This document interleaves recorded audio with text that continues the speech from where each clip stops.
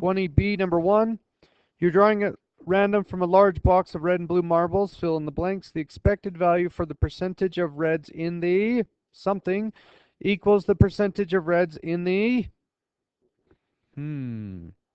So the expected value will occur with a sample or a population. A sample. And the expected value of the sample is supposed to be close to the actual percentage in the population, plus or minus some chance error. Okay, B. As the number of draws goes up, the SE for the blank of reds in the sample goes up, but the SE for the blank of reds goes down. So our options are number and percentage. So the more we draw, what error do we expect to go up? The number error. Okay, the more times you draw, the further off you're expected to be from the expected value, number-wise, but percentage-wise, it's going to go down. Why is that? Because the error goes up slower than the number of draws, which is why the percentage will always go down. Number 2, in a certain town there are 30,000 registered voters, of whom 12,000 are Democrats. The survey organization is about to take a simple random sample of 1,000 voters. The expected value for the percentage of Democrats in the sample is 12 over 30, which is what, 40%? Okay, so we expect to get what is already in the box. The SE for the percentage of Democrats is, well, we need a box. 0.4 are Democrats and 0.4 are not, or 0.6 are not. So my expected value is 0.4, which is why I would rather use percentage than number.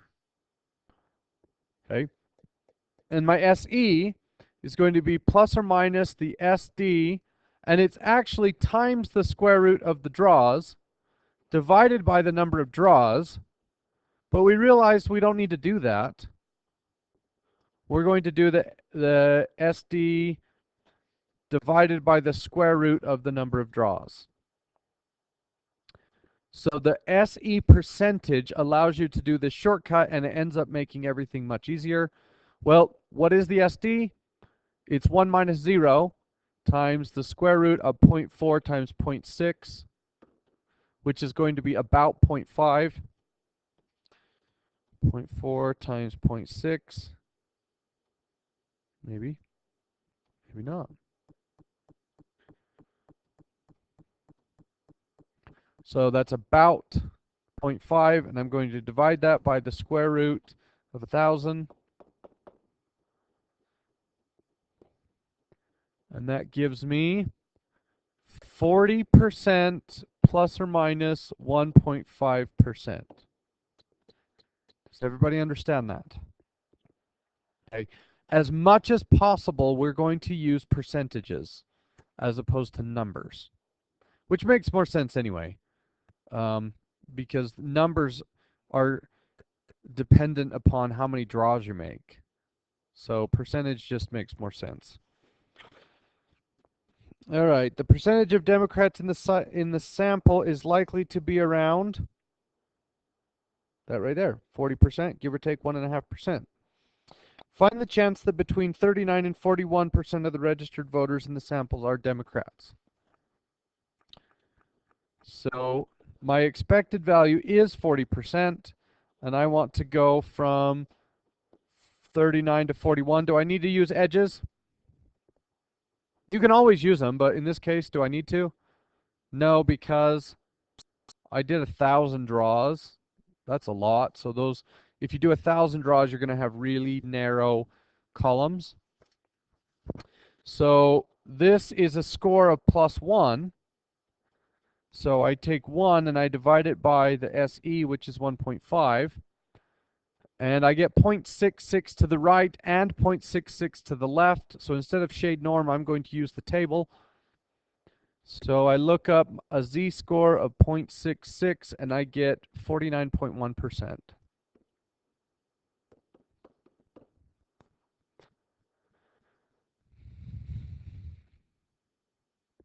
That makes sense? All right, number 3. According to the census, a certain town has a population of 100,000 people age 18 and over. 60% of them are married. 10% have income over $75,000 a year, and 20 have college degrees. As part of a pre-election survey, a simple random sample of 1,600 people will be drawn from this population. To find the chance that 58% or less of the people in the sample are married, a box model is needed. Should the number of tickets in the box be 1,600 or 100,000?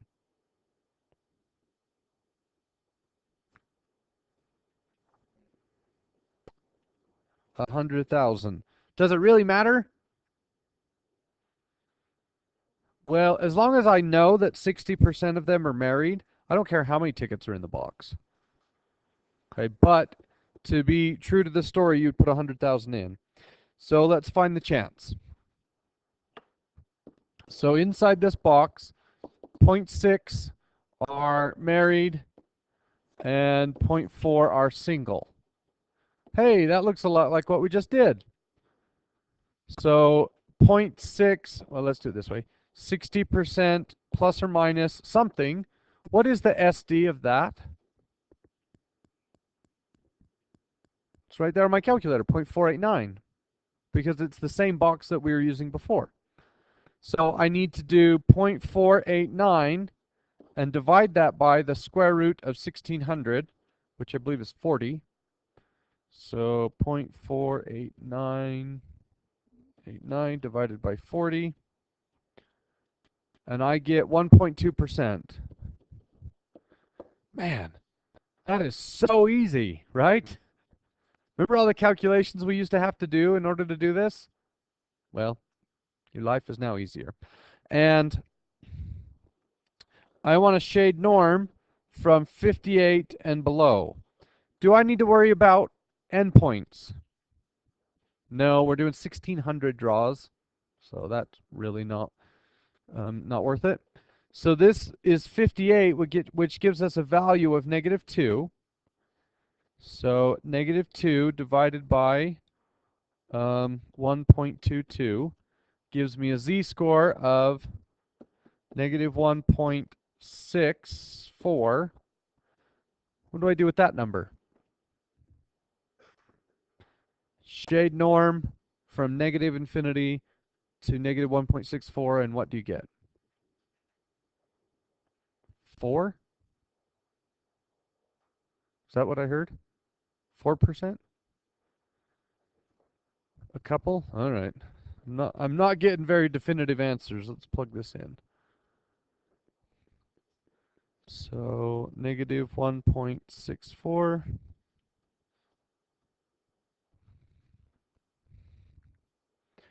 And that gives me 5%. Oh, I hit enter too many times. So it's about 5%.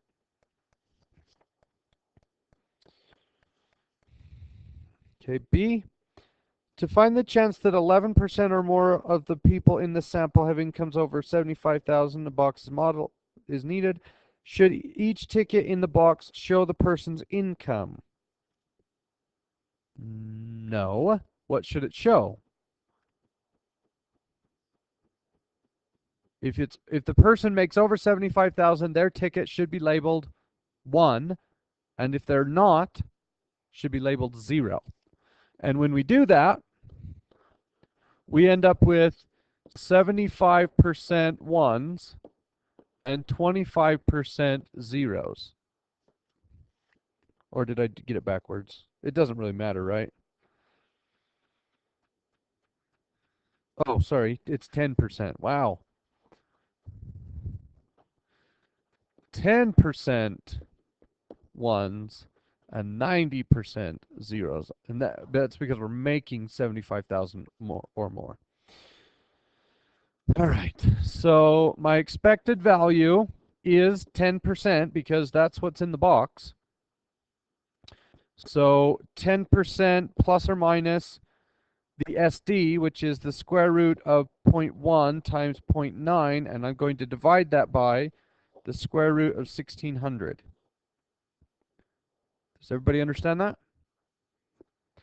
So, the square root of 0.1 times 0.9. Why do I have to plug this one in? Why can't I just figure out the answer? The two groups are not similar in size.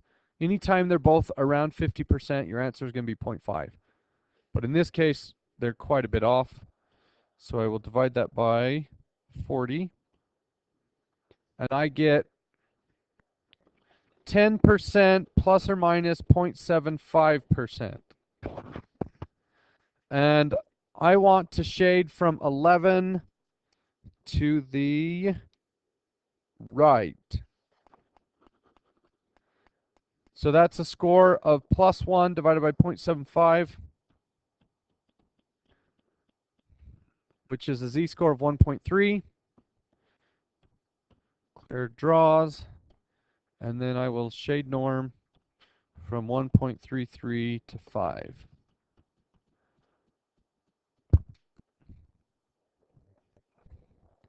And that gives me an area of 9%. Find the chance that between 19 and 21% of the people have a college degree. So in the box, I have 0.2 ones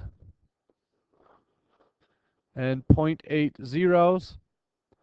So my expected value is 20%. I want to know what is the area between 19 and 21. Is that correct? Yes. So this will be plus or minus the square root of 0.2 times 0.8 divided by the square root of 1600, which is 40. So the square root of 0.2 times 0.8, divide that by 40, and I will get my standard error for percentage, which is 0.1.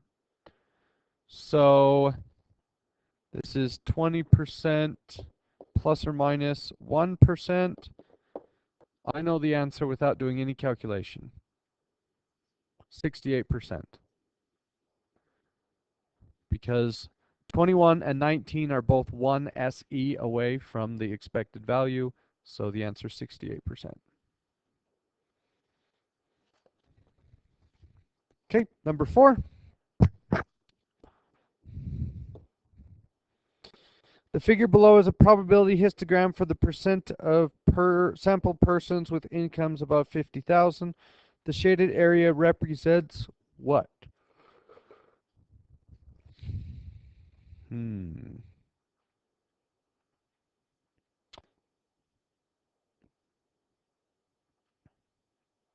What does that shaded region represent?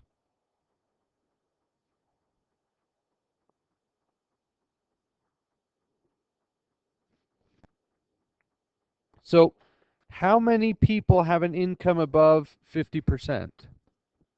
Or sorry, above $50,000. Oops. 20%. Okay. So what does this histogram tell me? I already know what the answer is for the percentage of people. This is what happens when you sample people. If we all take a sample, our sample percentages will be somewhere between 14 and 26.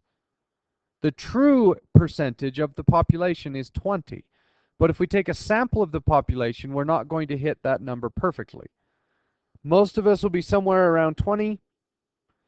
But what does that shaded area from 22 and up represent? That is the percentage of our samples that ended up with 22% people with $50,000 a year or more. Does that make sense? Now, it hasn't happened. We haven't gone out and done the surveys, but that would be, what is that, about a quarter of the answers? 25% of us will end up with 22% or more. well, 25%, sorry. 25% of us will end up with 22% or more. All right, that's it.